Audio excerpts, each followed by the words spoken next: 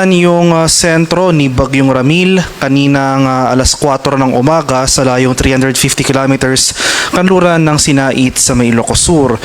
May taglay itong lakas ng hangin na malapit sa gitna na umaabot ng 65 kilometers per hour, pagbukso na umaabot ng 80 kilometers per hour. Yung movement nito ay northwestward sa bilis na 25 kilometers per hour.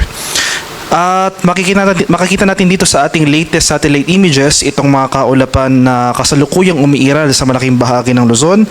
Dulot pa rin yan nung trough extension ng nasabing bagyo. So patuloy itong lalayo sa ating kalupaan, pero at least for today makakaranas pa rin tayo ng mga kalat-kalat na pag-ulan at thunderstorms sa malaking bahagi ng Luzon.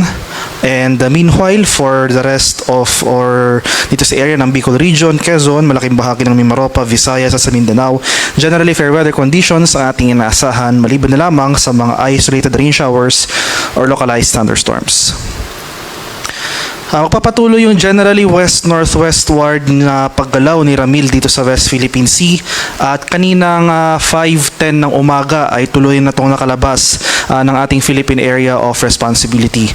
So magpapatuloy yung paggalaw generally west-northwestward ni Ramil sa mga susunod na oras at posible itong mag-re-intensify sa labas ng ating Philippine Area of Responsibility at posible itong ma-reach ang severe tropical storm category na kung saan malayo na ito sa ating bansa at mababawasan na rin yung epekto sa ating kalupaan.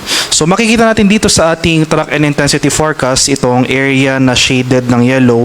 Ito yung mga lugar na kung saan posible pa rin tayong makaranas ng mga pagbukso ng hangin.